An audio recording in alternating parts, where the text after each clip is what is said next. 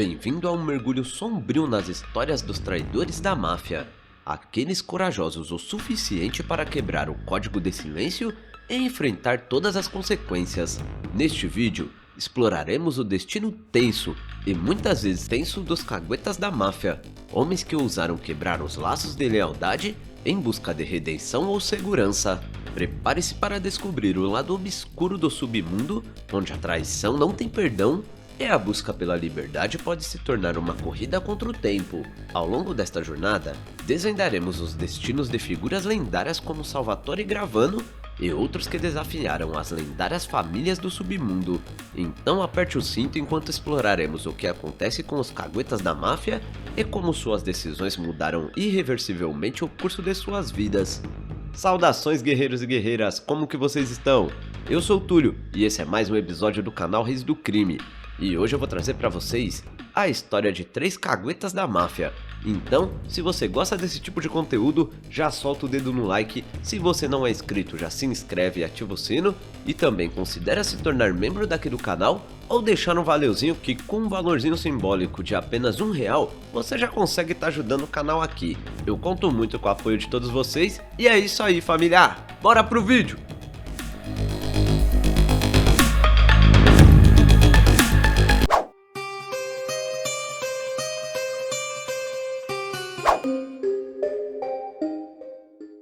Durante sua vida, Jimmy Fratiano foi um escritor, marido e pai, mas ele também foi um dos mafiosos mais eficazes e insanos do submundo.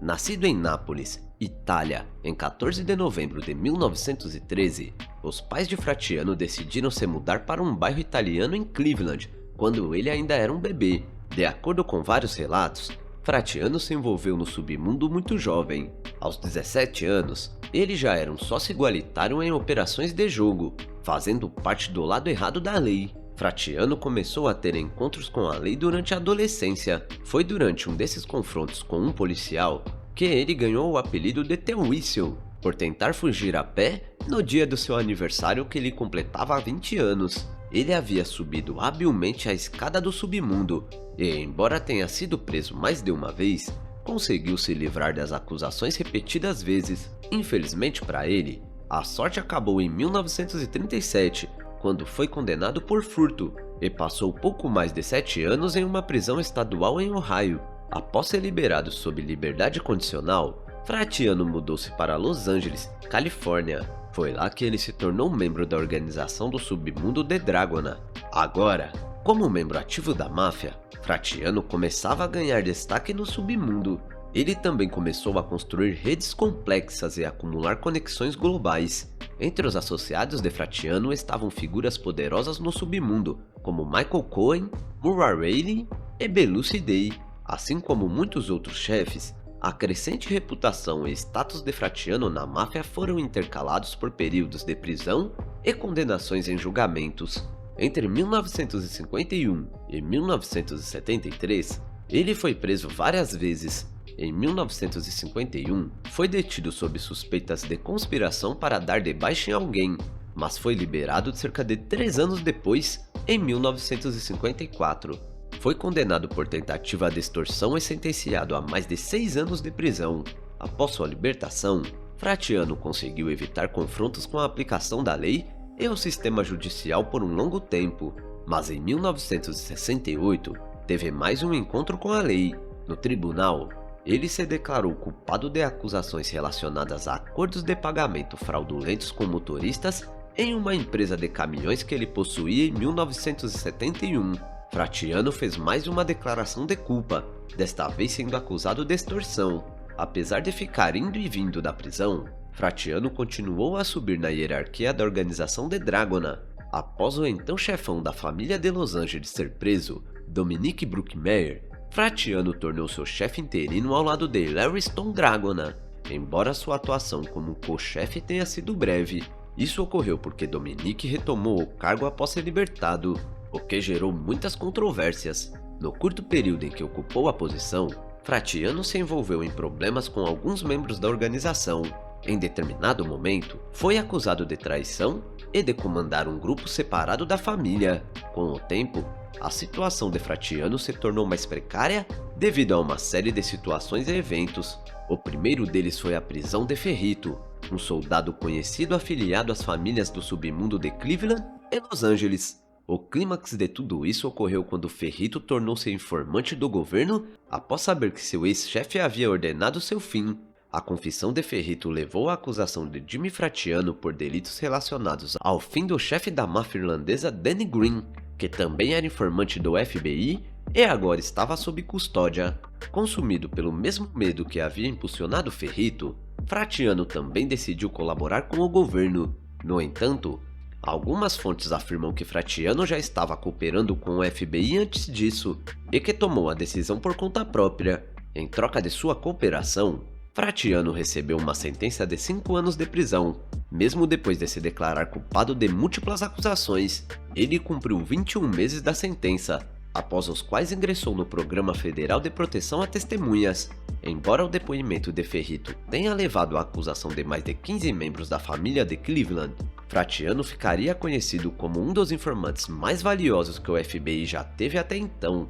Como uma figura influente no submundo da máfia, Fratiano possuía informações valiosas que se mostraram cruciais em mais de uma ocasião. Uma dessas ocasiões foi sua participação na Operação Mongoose, da CIA. Ainda sob proteção de testemunhas, Fratiano aproveitou ao máximo sua nova carreira como colaborador, além de ter trabalhado em 2 livros. Após cerca de uma década, o Departamento de Justiça decidiu retirar Fratiano da folha de pagamento do Programa de Proteção a Testemunhas do governo, alegando que ele havia recebido cerca de $1 milhão nos últimos 10 anos. Ao saber dessa decisão, Fratiano não escondeu sua insatisfação, especialmente porque acreditava que o governo o estava abandonando em meio a um momento em que o contrato de $100 mil que ele alegava que a máfia havia colocado sobre ele ainda estava ativo.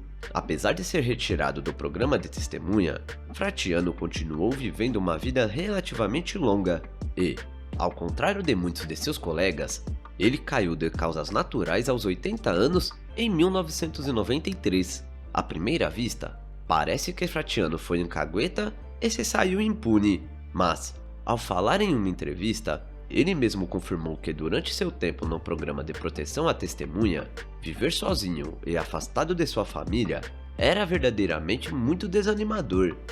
Muitos acreditam que o destino de Abraham Hellis deveria servir como exemplo para todos os membros da máfia que considerarem trair seus colegas do submundo em algum momento. Considerado um dos sicários mais insanos da história da máfia, sua decisão de se tornar informante deixou todos os mafiosos malucos. Nascido no Brooklyn em 10 de maio de 1906, Abraham Hellis era filho de imigrantes judeus.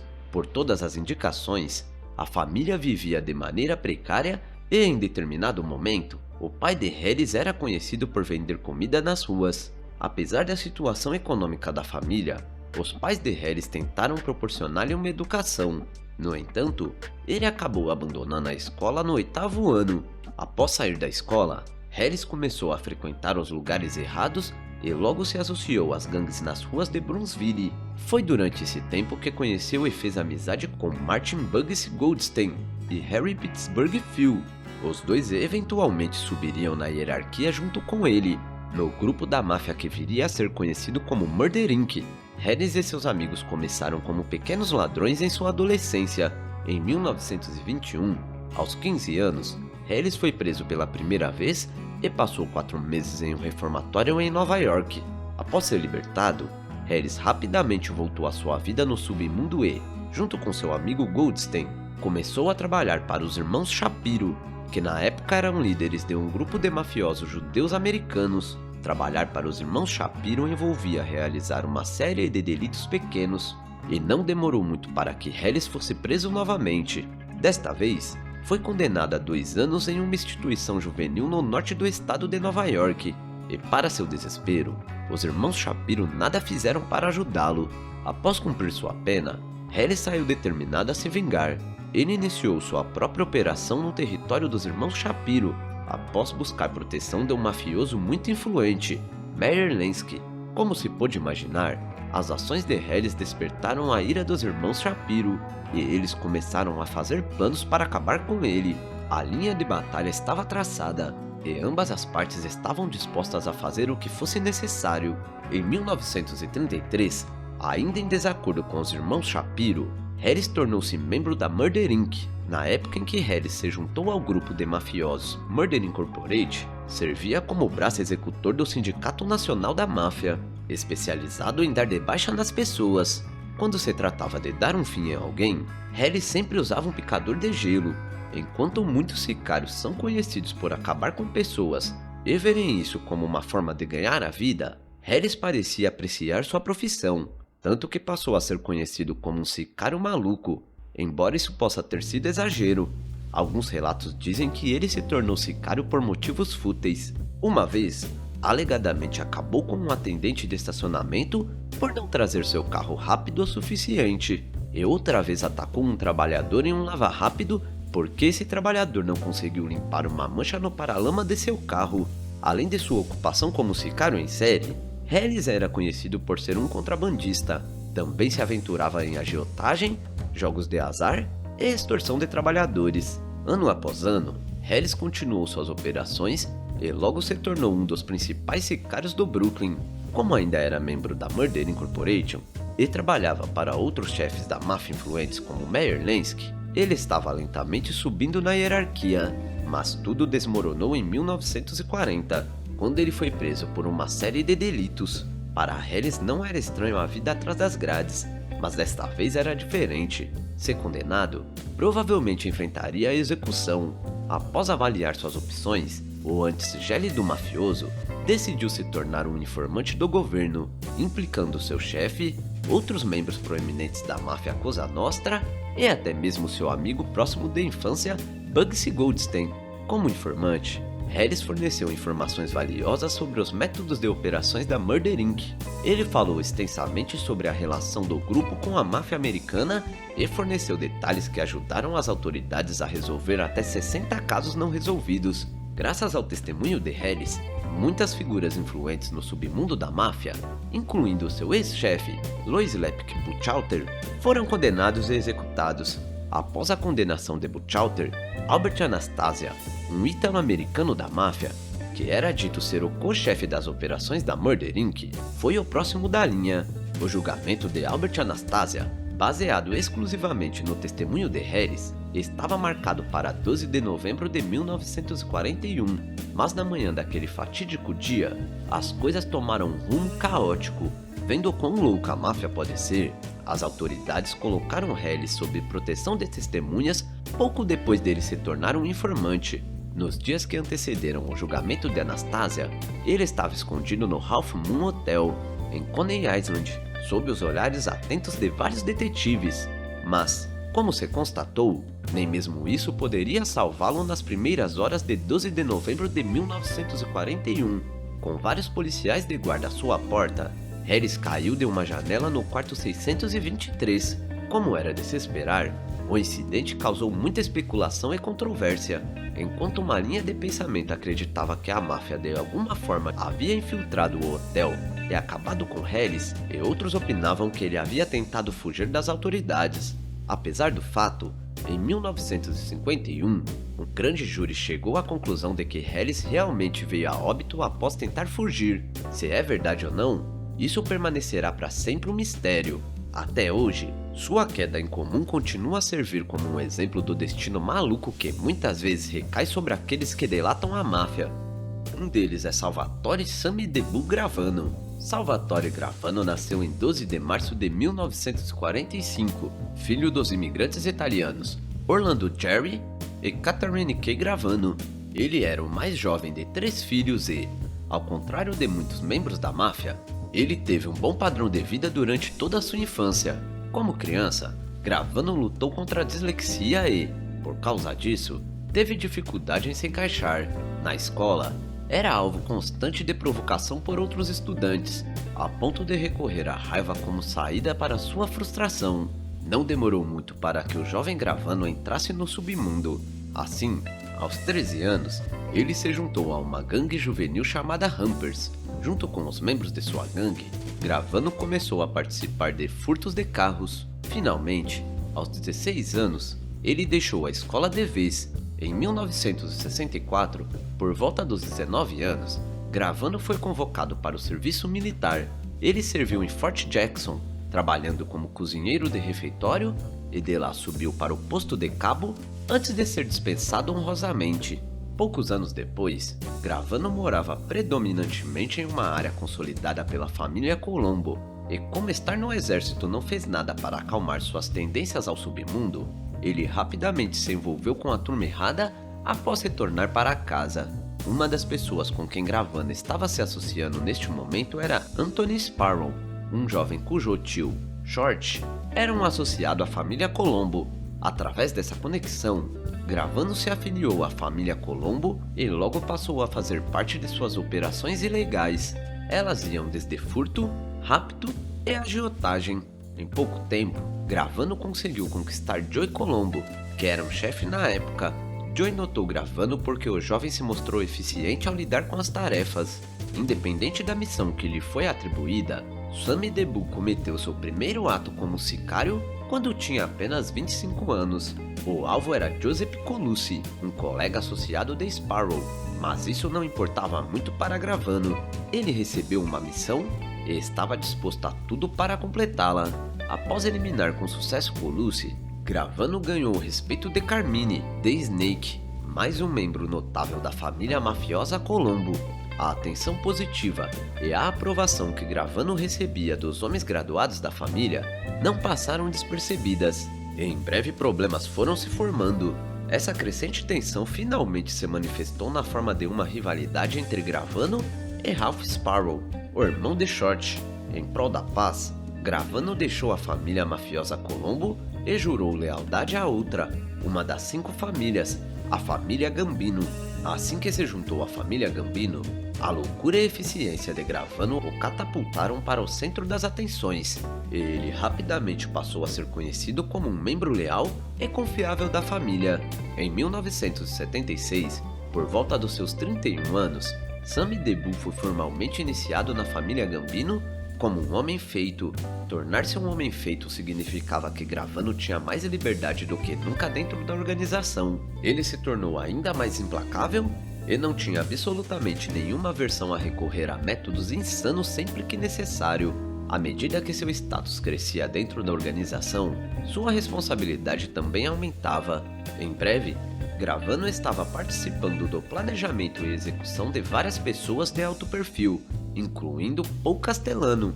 A queda do ex-chefe da família Gambino, Castellano, foi o primeiro passo em um elaborado plano concebido por Gravano, John Gotti, Angelo Ruggiero, Frank De Sico e Joseph Armoni para assumir o comando da família.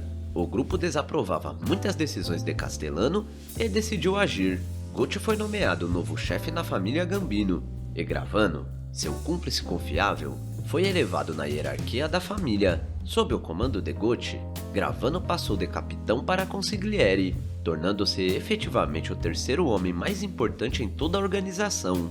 Um pouco mais adiante, ele subiu na hierarquia novamente e se tornou o subchefe da família. Por um bom tempo, Gotti e Gravano mantiveram uma boa relação de trabalho e até amizade. Apesar de Gravano ter sido cético em relação a Gotti assumir a posição de chefe, ele completou suas atribuições em mais de uma ocasião. Ele até recorreu a táticas desleais para manter Gotti fora da prisão depois que as acusações foram feitas contra ele. As coisas, no entanto, azedaram entre eles quando, supostamente, Gotti começou a ficar com ciúmes da rentabilidade dos empreendimentos comerciais legítimos de Gravano e desconfiado de sua popularidade entre os membros da família Gambino. Em algum momento de 1988, Gotti, numa tentativa de manter firme o controle sobre seu poder, ordenou que seus capos se encontrassem com Gravano uma vez por semana. Sem ele saber, essa foi a primeira de uma série de más decisões que levaram à sua queda. Nesse momento, agentes da aplicação da lei estavam investigando de perto a máfia com pistas progressivas, e de alguma forma eles conseguiram instalar escutas em determinados lugares onde membros da máfia eram conhecidos por ter reuniões. Um desses lugares era o Ravenite Social Club e, como era de se esperar, as escutas gravaram várias conversas incriminadoras. Tendo reunido evidências suficientes, Agentes do FBI invadiram o Social Club em dezembro de 1990. Durante a operação Gravano, Gucci e alguns de seus associados foram pegos. Gravano se declarou culpado de uma acusação, e Gucci foi acusado de 5 quedas: conspiração, agiotagem, jogo ilegal, suborno e evasão fiscal. As coisas não estavam boas para Gucci e Gravano, e além de serem evidências condenatórias, as gravações também criaram uma divisão entre os dois aliados. Gucci elaborou um plano para fazer de Gravano seu bode expiatório, retratando-o como um maestro maligno que orquestrou seus delitos e esquemas. E quando Gravano descobriu isso, ficou em choque. Gravano concordou em testemunhar contra Gucci e a máfia em troca de clemência.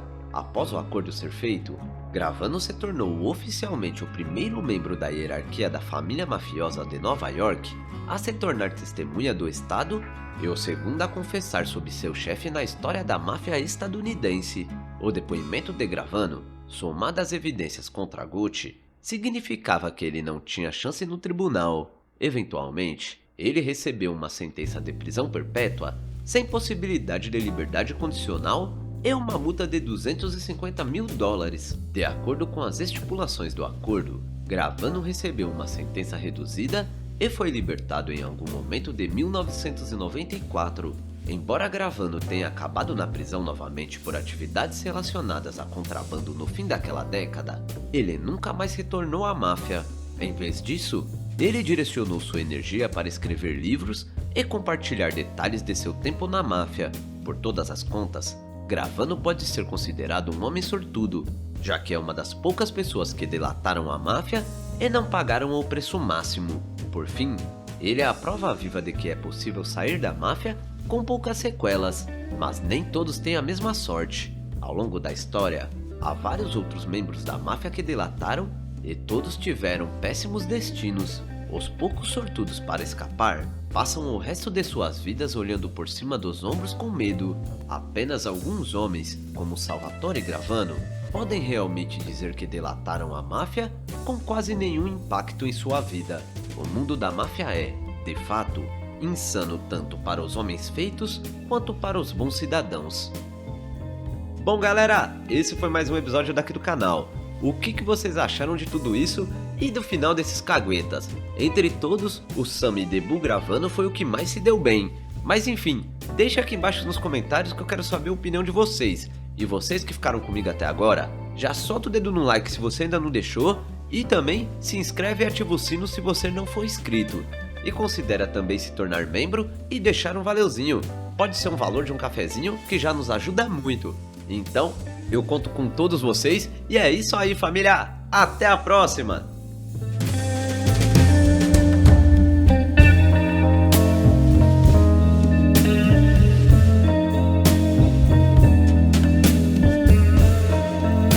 Preparem-se para uma narrativa intensa e repleta de reviravoltas no submundo da máfia em Nova York durante os anos 1930. Estamos prestes a explorar os eventos finais da disputa Castellamarese, com destaque para um desfecho surpreendente que mudou o curso da máfia em solo estadunidense.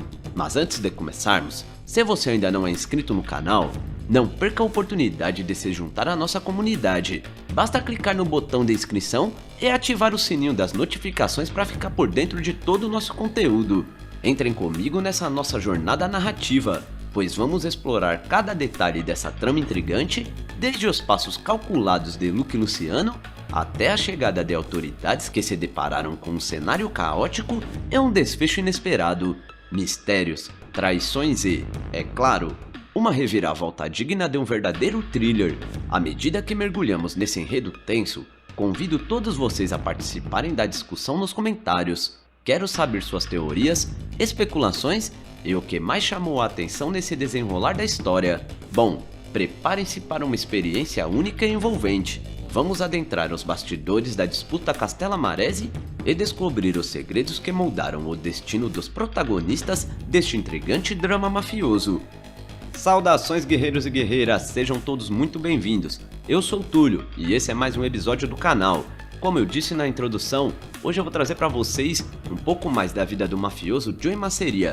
Ele que foi um grande capo de capos e por algum tempo foi considerado um grande chefão mafioso. Então, se você gosta desse tipo de conteúdo, já solta o dedo no like. Se você não é inscrito, já se inscreve e ativa o sino. Eu também vou estar deixando meu Pix aqui fixado nos comentários. Caso vocês tenham interesse em estar colaborando com o canal, qualquer ajuda é válida. Desde já eu deixo aqui meus agradecimentos. E é isso aí, família! Bora pro vídeo!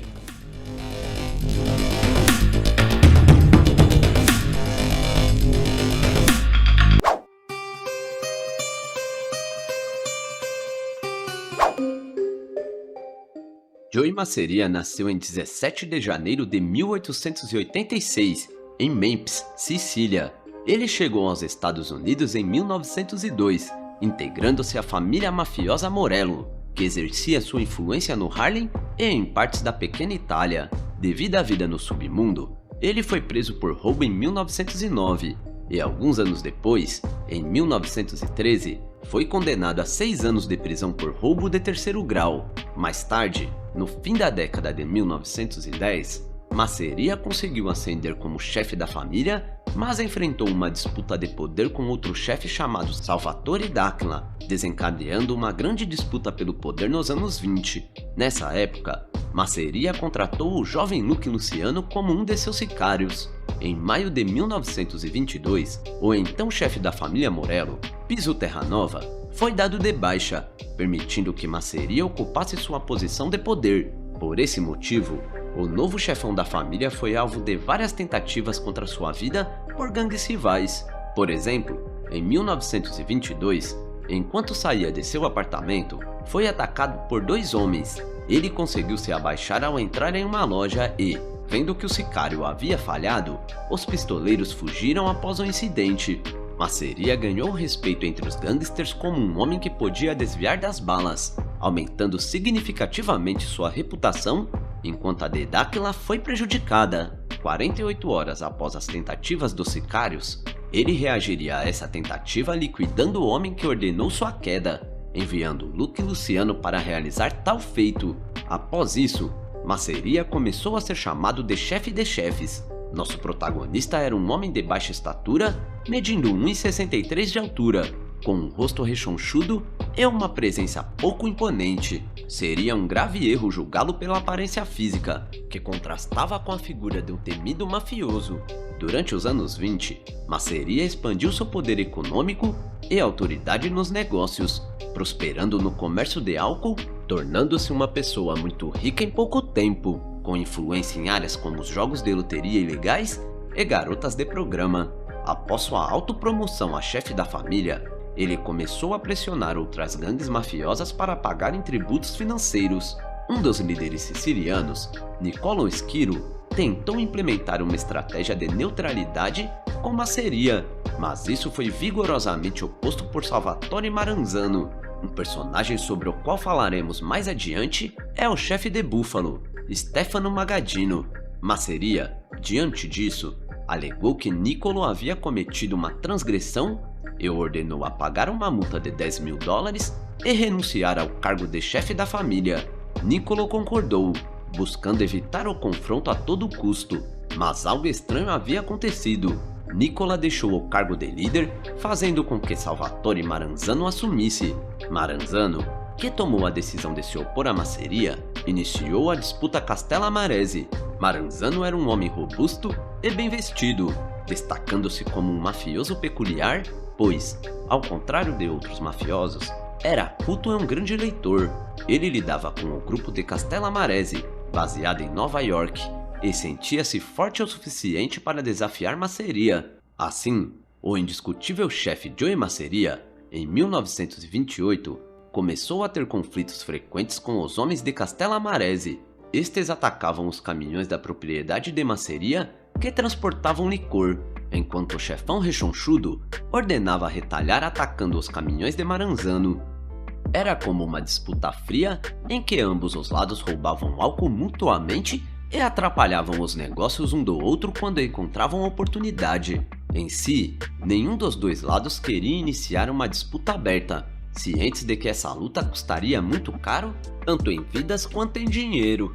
Uma briga desse tipo seria prejudicial para os negócios, pois atrairia a atenção da polícia, autoridades e a imprensa. No entanto, a disputa se tornou inevitável, pois ambos os lados cederam à ambição de dominar tudo. Diante disso, Masseria também assumiu como conselheiro e Giuseppe Morello se tornou seu líder de disputa, conhecido como Mão de Garra, que recentemente havia saído da prisão. Ele tinha uma vasta experiência no submundo, sendo um dos fundadores da família mafiosa que agora era liderada por Masseria. 2 anos após o início dessa disputa, ocorreram muitas quedas de ambos os lados. Embora Salvatore estivesse emergindo como um dos vencedores, não podia cantar vitória, pois Joey ainda era poderoso o suficiente para se manter de pé e não se renderia facilmente. Uma peça-chave era Morello, pois com sua astúcia conseguia conduzir uma disputa eficaz. Por isso, Maranzano afirmou que para ganhar a luta, Giuseppe era uma das peças-chaves que precisavam ser removidas do caminho. E assim aconteceu.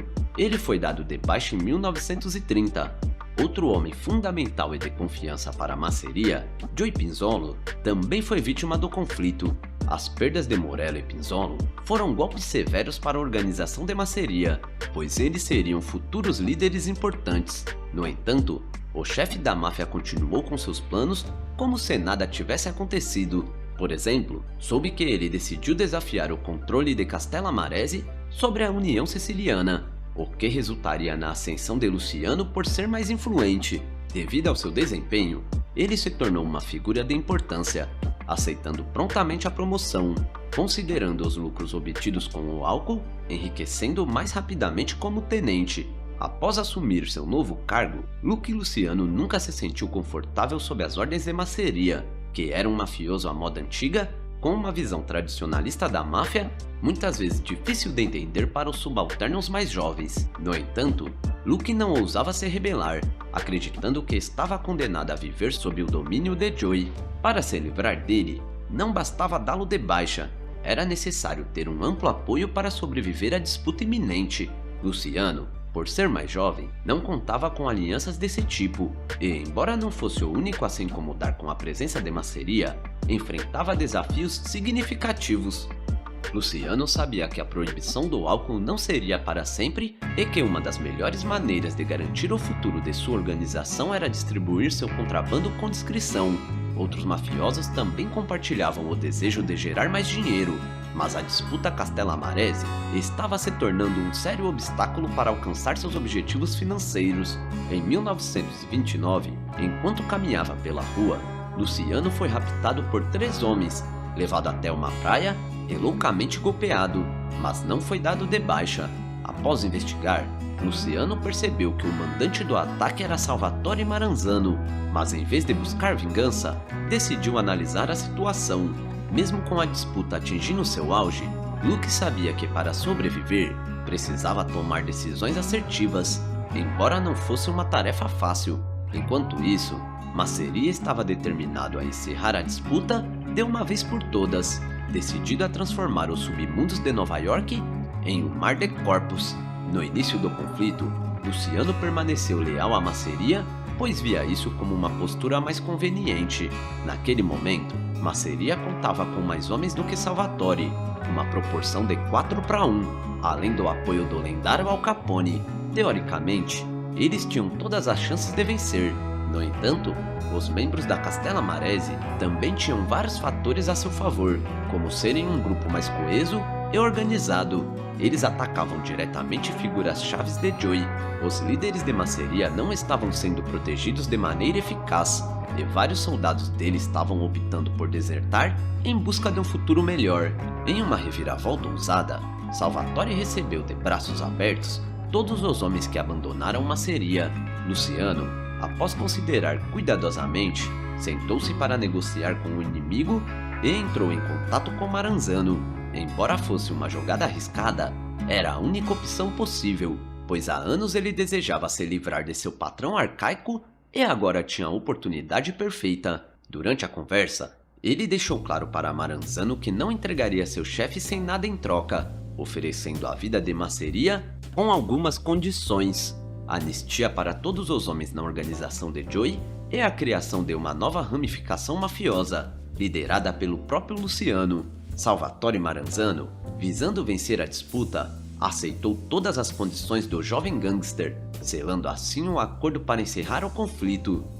Em 15 de abril de 1931, Luciano convidou seu chefe para uma reunião em um restaurante em Coney Island. Após uma refeição mais séria, decidiram jogar cartas com seus homens. À medida que o tempo passava, o restaurante esvaziava, e no final, apenas os funcionários, juntamente com os guarda-costas de Luciano, permaneceram, já que os guardas do local já haviam ido embora.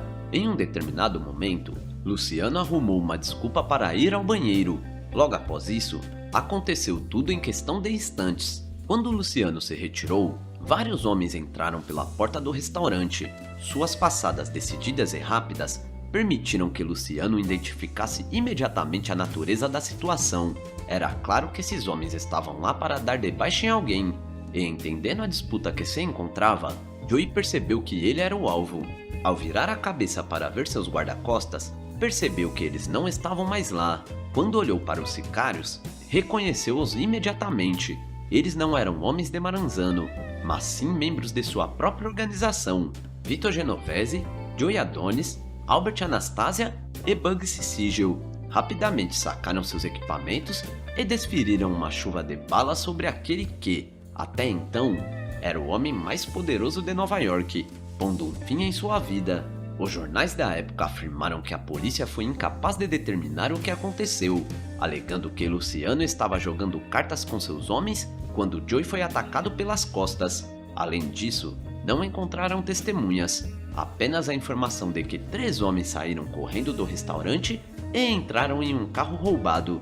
Finalmente, ninguém testemunhou contra Luciano, pois agora ele tinha uma sólida reputação como um mafioso. Permanecendo deitado de costas no chão, quando as autoridades chegaram, não conseguiram obter declarações dos funcionários, que alegaram não ter visto o que aconteceu. A polícia sabia que não obteria cooperação devido às ligações entre mafiosos, então se limitaram a fotografar o corpo. Nesse momento, alguém colocou um distintivo policial entre os dedos do falecido, como um último gesto.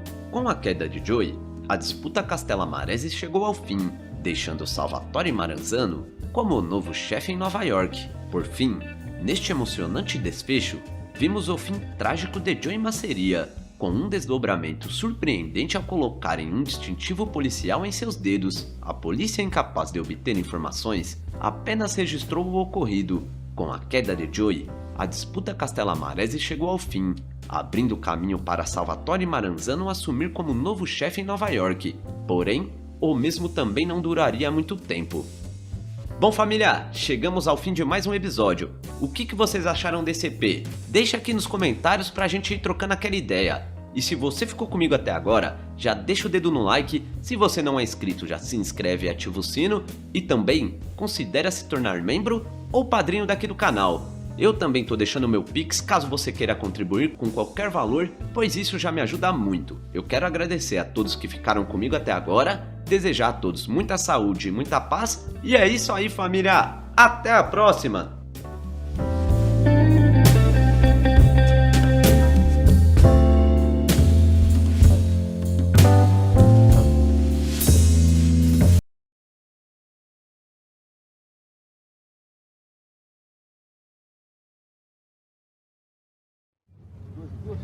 Fazer o Tobias, o Maurício. E continuar fazendo como nós fazemos. Individual mesmo? Individual, como. Aí melhor. a determinação contrária com a Então, só uma coisa, passa suas QTHs pra mim quando eu estiver iniciando lá, né? Deixar a canaleta 31 mesmo, que lá na área também não sei se vai estar armando bem o trânsito, né?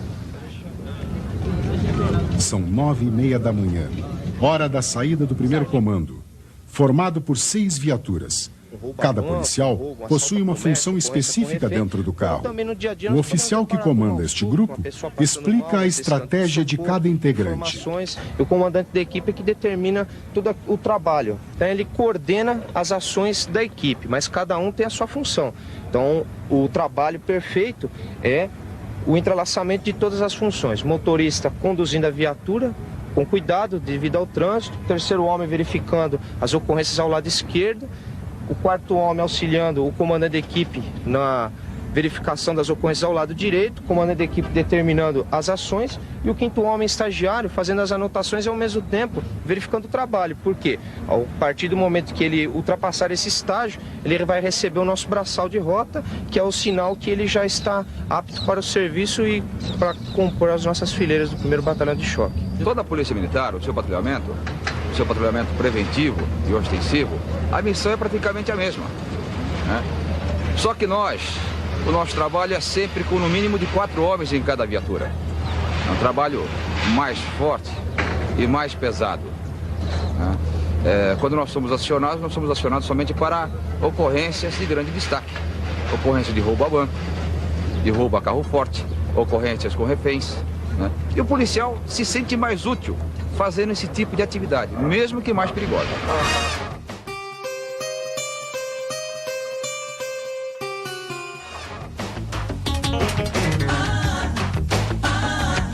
Este comando tem um destino certo, a zona leste de São Paulo.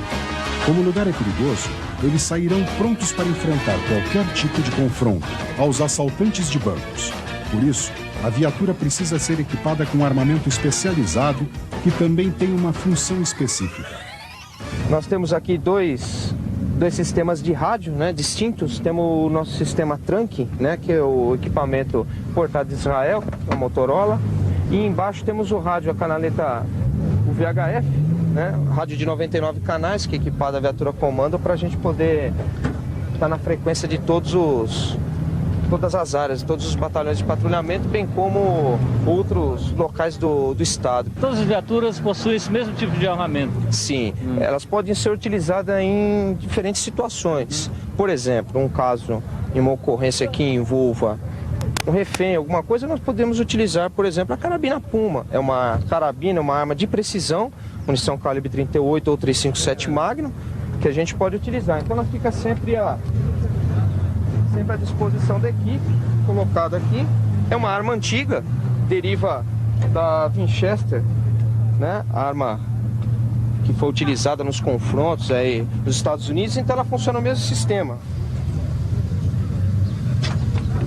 Então nós temos aqui a espingarda calibre 12, é importada, é uma Browning, modelo BPS, capacidade para 7 mais 1 cartuchos de calibre 12.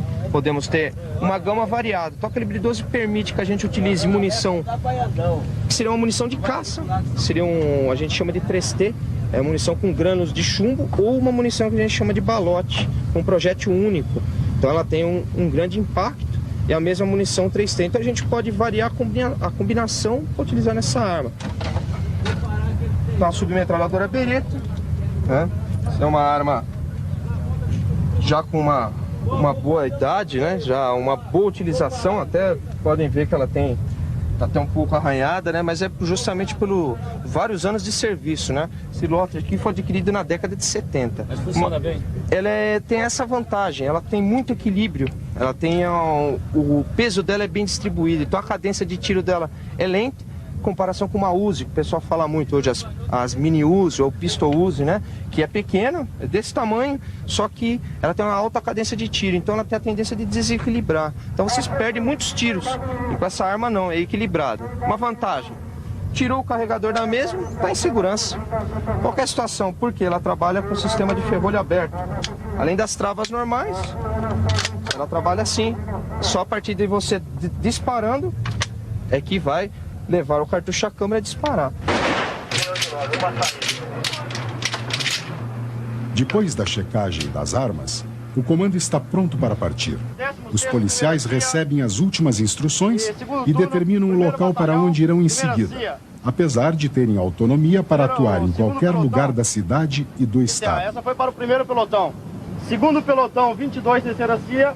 Todos os dias, a saída dos turnos é feita de maneira espetacular.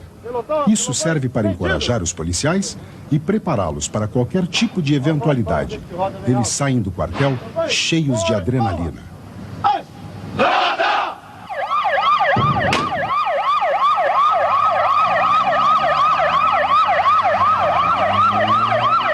As viaturas deixam o quartel em alta velocidade. O alvo é uma zona perigosa que será tomada de assalto.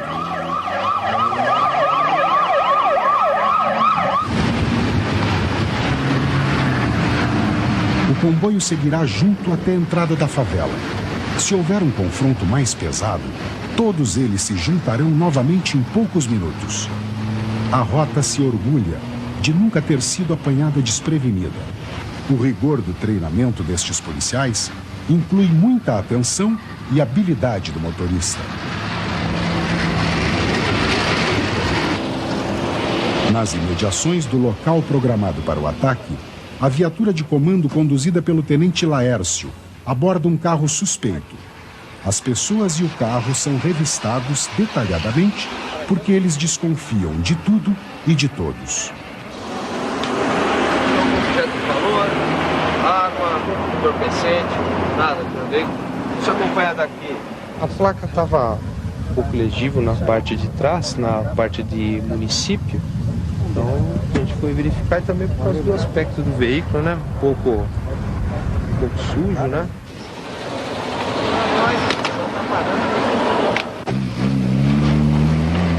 O comando já está em terreno perigoso. Por isso, a cautela é maior. Houve denúncia da existência de traficantes armados nas imediações. Caso haja troca de tiros, as outras 5 viaturas estão em áreas próximas e chegarão em poucos minutos.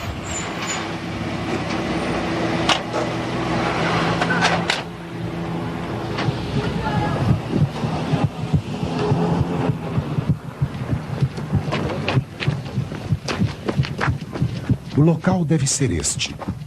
Houve-se tiros de foguetes em grande quantidade no momento em que desceram do carro, avisando da chegada da rota.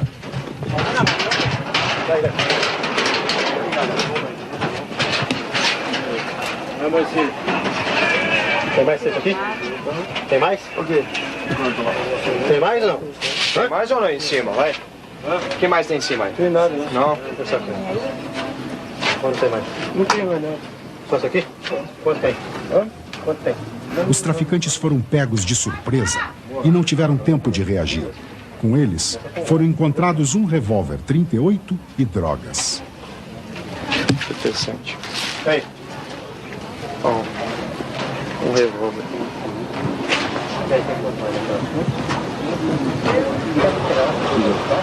Segura.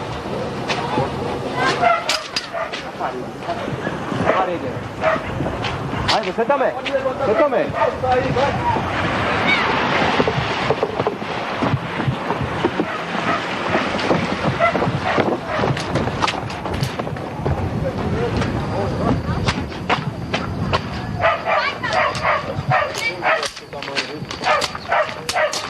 Não houve tiros nem mortes.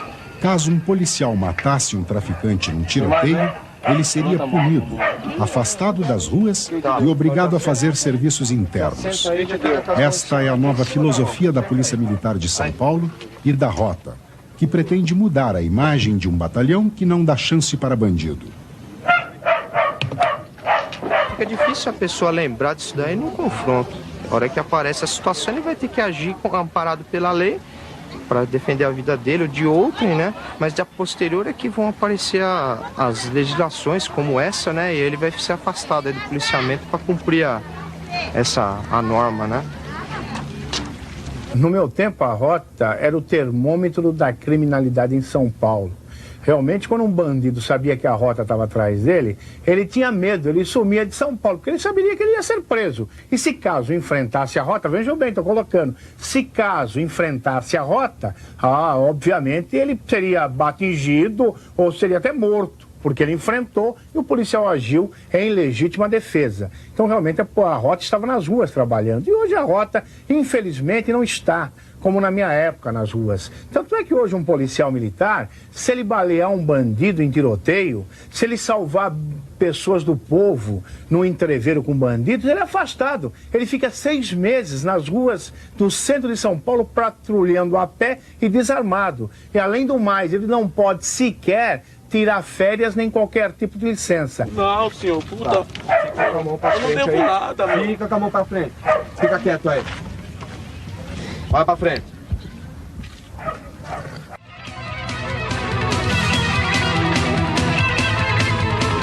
Antes de sair para a rua, a tropa recebe instrução incluindo embarque e desembarque na viatura em movimento.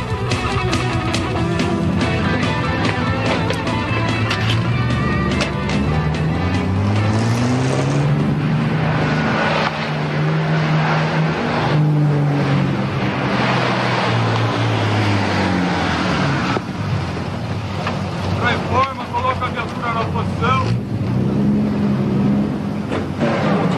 Então no QRT lembrar de fazer o documento se não aparecer.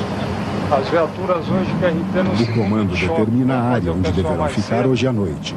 Serão 6 viaturas, somando um total de 30 soldados prontos para defender os 12 milhões de habitantes da capital até o início da manhã. Eu canto uma equipe, a equipe vai com calma, certo? Ao fora de forma, um grito de rota. Bom serviço a todos. Fora de forma. Marche! Rota!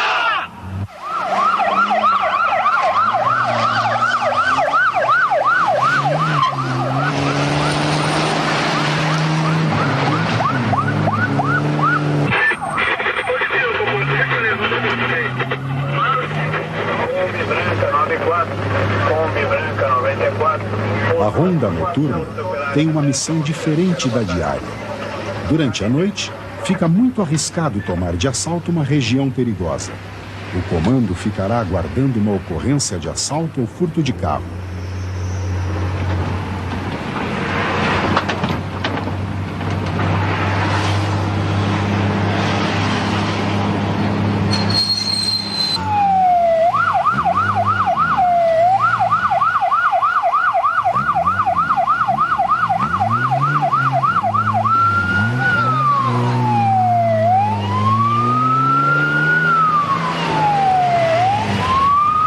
O comboio noturno geralmente se posiciona na zona sul da cidade, que abrange desde os jardins, local nobre, até as favelas, onde existem ação dos traficantes.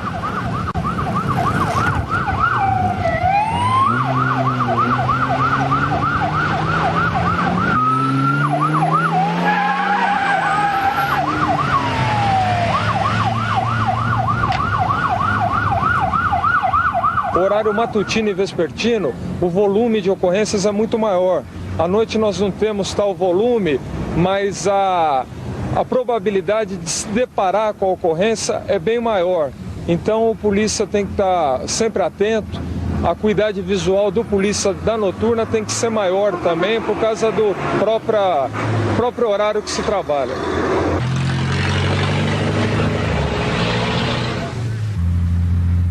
A atenção dentro do carro é redobrada. Em poucos minutos, a viatura de comando recebe um chamado urgente.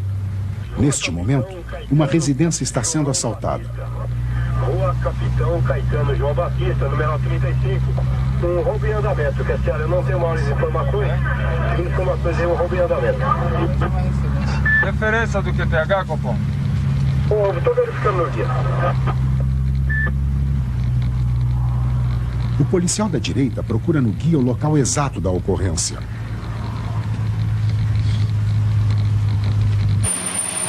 Em poucos minutos, a viatura chega numa favela dentro do bairro Nobre do Morumbi.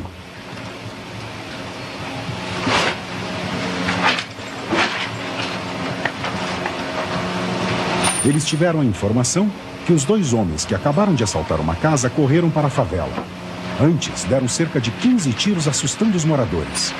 Quando há perigo de tiroteio, como está acontecendo agora, as outras viaturas chegam para auxiliar na captura. Morador daqui mesmo, você pode virar de frente para mim? Morador daqui? Tá, Jorge. Muito obrigado aí pela colaboração, boa sorte com a da rota.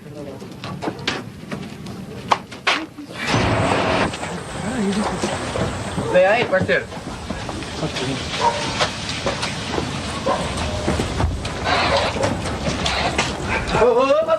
Parado. Levanta a mão. Levanta a mão.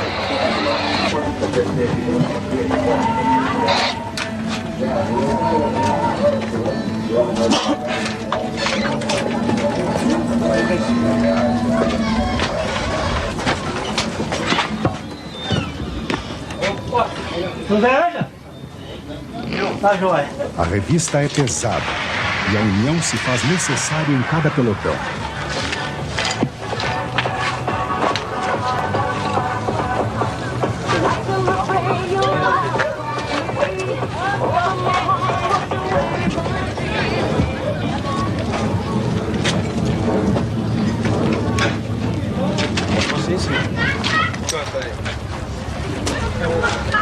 Vocês dois aí, ó.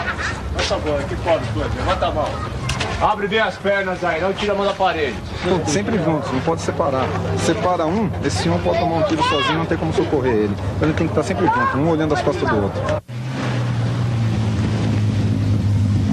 A rota em ação possui muita agilidade e determinação. Os policiais agem como se estivessem numa guerra, pronto para matar ou morrer. Por isso, o policial que procura a rota gosta do patrulhamento ostensivo e se sente honrado por estar usando o braçal, símbolo de sua coragem e do respeito pela corporação. O policial da rota ele tem muito orgulho das tradições, das místicas que vieram desde a sua criação. Tá, como por exemplo a boina preta, você nunca vai ver tá, o policial sem a boina preta, tá, por mais complicada que seja o ponto, ele não tira. O braçal de rota, as letras vão estar sempre brilhando, o braçal vai estar sempre limpo. Tá? Há uma fiscalização entre os próprios policiais antes de sair de serviço. Um fiscaliza o outro quanto à limpeza do uniforme. A rota ela não é melhor, ela é diferente só, trabalha. O pessoal que está ali trabalha, está ali para trabalhar. Não sai para rua para passear, de viatura, nada, sai para trabalhar, sai para procurar ladrão mesmo. Se a gente tiver que ficar 24 horas na rua, a gente fica, é prazer. O soldado ou oficial que pretende entrar para a rota passa por uma seleção rigorosa. Além de um bom preparo físico, terá de possuir uma boa pontaria, disciplina e espírito de companheirismo. Número 81. Só que o número 81 não existe. O policial ele tem que gostar do policiamento ostensivo, ele vai para o 1º batalhão, ele tem que ser indicado para ir para lá. Ele passa por um estágio, por uma seleção, e depois, se aprovado, ele permanece a uma solenidade de entrega do braçal, da boina preta, e ele passa a integrar o efetivo da rota. A rota ela tem uma mística, uma simbologia muito forte. Isso mexe com o brilho do homem, com o orgulho do homem, né? O nosso policial tem orgulho do seu braçal, da sua boina e da sua viatura. Então é isso tudo que faz com que os homens, os policiais queiram vir para cá. No nosso banco de dados hoje, nós temos aproximadamente 300 nomes de policiais que desejam servir nessa unidade. O que faz da rota uma polícia de elite é o seu treinamento tático. Todos os dias, os comandos recebem 1 hora de instrução antes de sair para a rua. Partindo desse desenho aqui, ó. Esta turma da manhã está recebendo instrução de como agir nas ruas, principalmente como descobrir se um banco ou posto de gasolina estão sendo assaltados. Se você passar em frente ao banco, principalmente o quarto homem aí, vamos atentar para dentro do banco, o movimento lá dentro, lá se está tudo certo, se está tudo bem, se não tá, o pessoal... A vida normal de um banco, vamos imaginar, todo mundo sabe como é que é a vida normal de um banco, né? Aquela fila, o pessoal pagando, o pessoal indo, tá normal, tem nenhum indivíduo suspeito em volta, em frente, ao redor, então tá tudo bem. Então é o seguinte, ó, entrou uma viatura aqui... A favela é a área mais complicada para a ação da polícia. Por isso requer continuamente um treinamento tático, teórico e de procedimento. A estratégia de ataque precisa ser bem estudada, porque estes locais possuem diversas armadilhas. A gente vai passando, ninguém corre, ninguém se mexe, todo mundo sossegado, todo mundo bem. Então para nós, essa coisa tá normal, então. Ninguém correu, ninguém é suspeito. Tá errado isso aí. Mudou agora. Antigamente sim, ninguém corria. O pessoal, o suspeito marginal, ele corria, porque ele tinha medo da polícia. Hoje não. Hoje que a imagem que a gente está passando aí, que é a polícia comunitária, né? Então o pessoal tá chegando mais à polícia. Tomadas as lições ao pé da letra, os policiais tentarão se lembrar destas táticas quando estiverem frente a frente com os bandidos de verdade.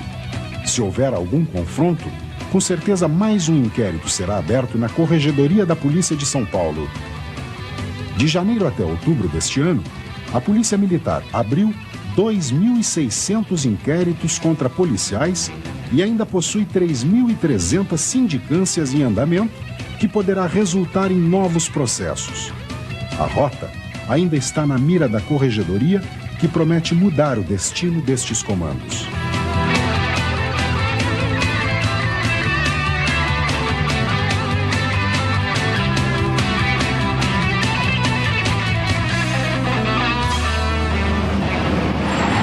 Levanta a mão, você também. Levanta a mão. Vai, gosta aí. Faz as pernas do outro. Pega a mala aí.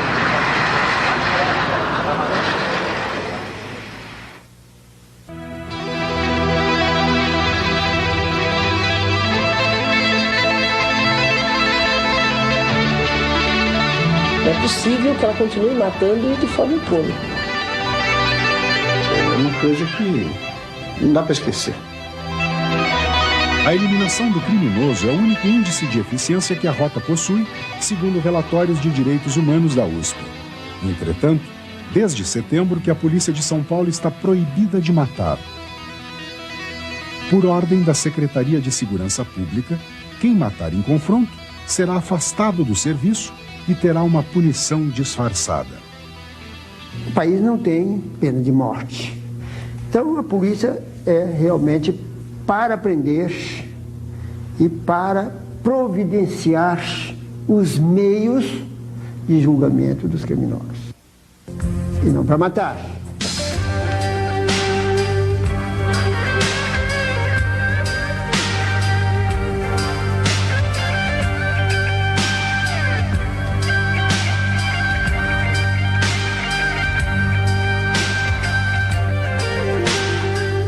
As mudanças na rota surgiram após o incidente na casa de detenção, em outubro de 1992, que resultou na morte de 111 presos. Nos pavilhões onde a rota atuou, 92 presos foram fuzilados. Desde então, tudo vem mudando aos poucos. Toda a tropa foi substituída. O coronel Guimarães e o major Alberto assumiram o comando e o subcomando, respectivamente, após o episódio da casa de detenção que ganhou repercussão mundial. A presença deles tem o objetivo de diminuir o número de mortes nas operações do batalhão. O coronel possui curso de Sociologia e o major de Direitos Humanos. Mesmo assim, o comandante acredita que a rota não pode ser uma polícia de amabilidades com os bandidos.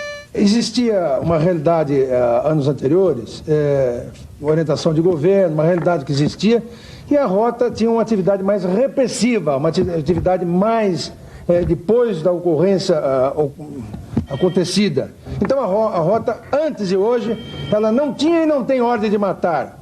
Ela tem de defender a lei, a sociedade, mas o policial tem de se defender, ele não ganha para morrer. Aqui os bichos são meio cavernosos, matam mesmo. Quando a rota está trabalhando na rua direto, não tem muita vadiagem no meio da rua. Para dar respeito aos bandidos, só a rota mesmo. Porque as outras polícias aí são tudo...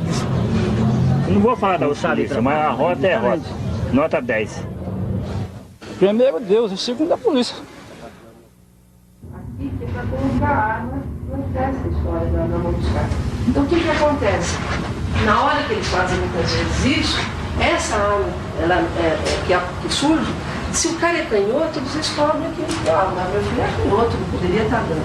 Então muitas vezes eles fazem... Mesmo com a melhora da imagem perante a opinião pública, limpar o passado de truculência e acusações de assassinatos a civis não será uma tarefa fácil. O que nós queremos? Justiça. E com a justiça nós temos que apurar como que esses crimes aconteceram. Não importa se quando eles partem do civil, ele é julgado pela justiça comum.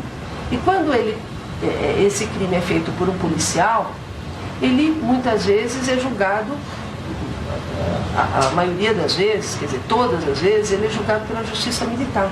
E nós, enquanto grupo, o que nós queremos?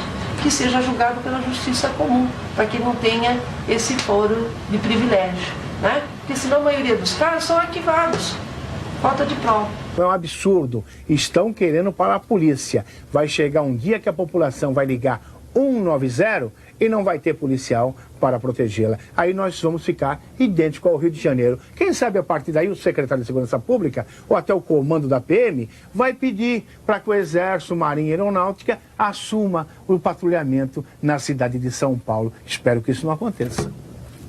A Comissão de Direitos Humanos da OAB de São Paulo tem o objetivo de apurar todas as denúncias que chegam até ela. Mensalmente faz estas reuniões para discutir os casos antigos e os novos com os familiares das vítimas da polícia. E viu o meu marido com a mão para cima e ele viu a perna dele machucada, né? Esses processos que nós estamos discutindo hoje, por exemplo, a maioria deles, rota.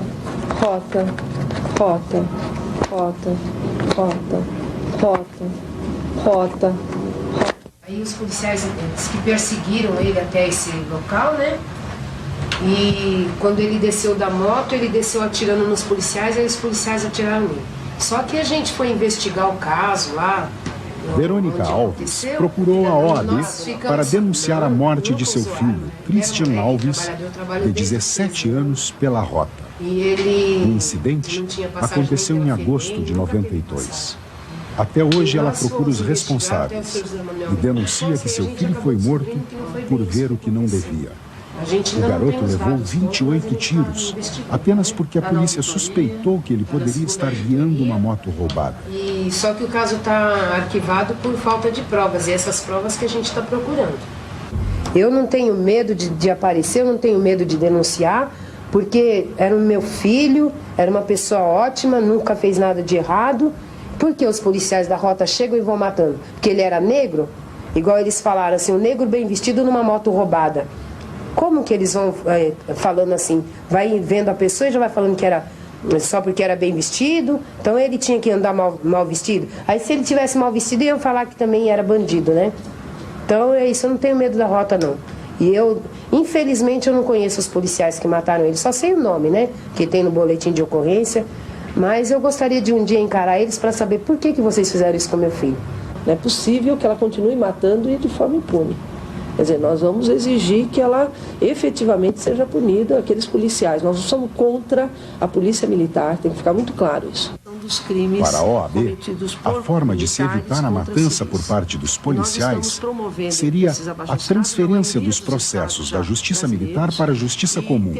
Por isso, está fazendo uma campanha onde espera reunir 1 milhão de assinaturas. Eu não tenho nada a opor contra a fiscalização da OAB, eu acho necessária, é bem-vinda. O que a gente gostaria é que sempre houvesse imparcialidade e houvesse justiça nessa fiscalização. A rota, ela não está efetivamente combatendo aquilo que ela se propõe. Está sendo investigado. Em junho de 92, no Dia dos Namorados, a estudante Mara Cristiane de Lima, de 20 anos, foi morta com 3 tiros nas costas por policiais da rota. E a minha menina não era uma menina ignorante, ela fez inglês, fez computação, fez super estudiosa, entendeu? Pô, as notas dela da escola, entendeu? Fez cursinho para vestibular. Fez o curso vestibular, tentou nas faculdades aqui, tudo. O sonho dela era ser médica. Agora tinha uma pessoa e tira a vida, pô. O que é isso? Quer dizer, onde nós estamos? Onde nós estamos? Quer dizer, isso aqui já existe a pena de morte. A polícia já tem a pena de morte aqui no Brasil. Isso é pena de morte, quer dizer, ele sai para matar. Não, ela nunca teve passagem por polícia, lugar nenhum. Nunca teve passagem. Eu procurei saber, nós levantamos, não teve. Foi feito aquele exame residográfico que fala, né? Não tinha. Quer dizer, isso foi coisa mandada, isso veio lá de cima. Os caras que saíram de lá saíram para matar. Nesse negócio que houve confronto, tá? Isso é mentira. Isso é mentira, isso não houve confronto. Chegaram atirando. Você entendeu? Chegaram atirando, chegaram para matar, já vieram. Sim. Uma coisa importante, que eu ainda não falei para ninguém, um dia antes do fato acontecer, um helicóptero da polícia militar ficou sobrevoando minha casa aqui. Chegou quase, parecia que ia pousar em cima da casa. Uma pessoa viu pela fresta da janela, porque veio 2 viaturas, entendeu? E houve, chegaram, frearam o carro, abriram as portas e saíram atirando. Cara, foi assim que aconteceu. Atiraram nela, ela segurou numa árvorezinha, e pediu socorro, pelo amor de Deus, esse negócio e tal.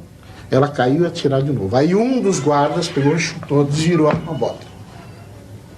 Aí puseram na viatura, deram não sei quantos tiros lá nos outros rapazes lá, que já foi morto. E ela provavelmente não estava morta. E para que não desse tempo dela chegar viva, para não ser testemunha de alguma coisa, então, bem próximo tem o hospital São Luís Gonzaga, bem próximo do local. Região pronto-socorro, ambulância, tem tudo. Mas não, levaram no hospital do Mandaqui, demoraram mais de 1 hora para chegar lá. Sendo que uma viatura, todo mundo sabe que se quiser em 10 minutos vai.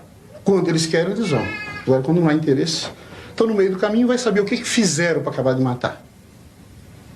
Você entendeu? Você que mataram a sua filha. Se a pessoa está doente e morre, você sofre. Uma coisa, né? Mas pô, a pessoa tá aí com toda a saúde, com todo o vigor, né? Tá alegre, super alegre, contente. De repente, você vê assim, vai embora e não volta mais. Quer dizer, e aí, como é que fica? Né? Ela ouvia todos os dias essa música. E hoje isso daí ficou ficou marcado pela lembrança, porque ela gostava de ouvir isso bem alto. Primeiro batalhão do que seria futuramente a Polícia Militar. Todo o material para a construção do prédio foi importado no final do século passado. As portas e os tijolos vieram da Rússia, assim como o formato da engenharia. Atualmente, todo o complexo passa por reformas para evitar a sua destruição, já que é tombado pelo patrimônio arquitetônico do Estado. O brigadeiro Tobias Aguiar, que deu nome à rota, foi governador da província de São Paulo e o criador da Polícia Militar em 1831, com o nome de Guarda Municipal Permanente. Até os anos 50, havia muitas guerras internas no Brasil. Por isso, o quartel esconde sob o solo um túnel que servia para ligar o prédio aos outros quartéis, caso houvesse um ataque inimigo. Ele foi interrompido pelo metrô que foi construído do lado de lá, então ele está com a ligação só com algum regimento de cavalaria e mais alguma outra unidade aqui próximo. Antes ele atravessava toda a avenida até o final de todo o batalhão de choque, toda a área de choque ele tinha interligação. Era uma saída estratégica, você pode ver que foi bem feito, é uma construção firme, tá? Tem entradas de ar. Ele foi construído com a finalidade de ter uma saída por trás, se alguma tropa estivesse atacando a unidade. É no pátio onde se encontra a arma mais preciosa da rota, a viatura. O policial só desce dela em caso de abordagem de suspeito ou num confronto, já que as ocorrências pequenas ficam por conta do patrulhamento normal.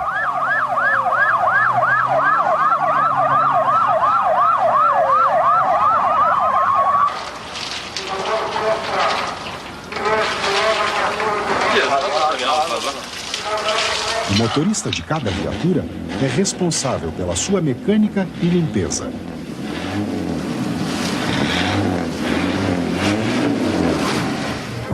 O policial na rota se considera um privilegiado de elite, apesar da fama de matador que os seus integrantes recebem. Geralmente, o policial, quando está neste batalhão, não se envolve com outro tipo de contravenção, como ocorre na Polícia Civil, a não ser o de matar. E este fato acaba sendo uma atração a mais para os novos soldados que procuram na polícia uma vida cheia de aventuras.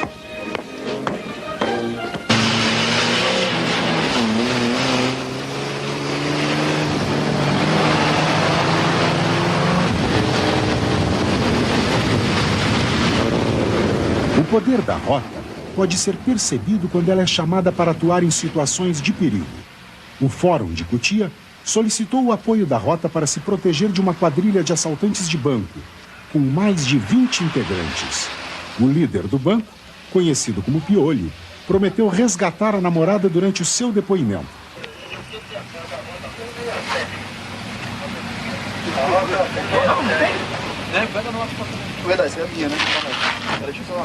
Os policiais colocam coletes à prova de balas e esperam pelo assaltante. Na verdade, apenas a presença das viaturas da rota, próxima ao fórum, é o suficiente para afugentar um líder de quadrilha mais ousado. Qualquer bandido em São Paulo sabe que enfrentar a rota é assinar a sua sentença de morte. Salve família! Se você acompanha e gosta do meu trabalho, eu preciso muito da ajuda de vocês. Dá um pulo lá no Apoia-se e se torne um de nossos investigadores daqui do canal. E para os apoiadores do canal, vão ter diversos brindes para vocês, meus amigos. Então se você quer que esse conteúdo continue rolando, dá um pulo lá no Apoia-se e se torne um de nossos investigadores daqui do canal. Valeu família!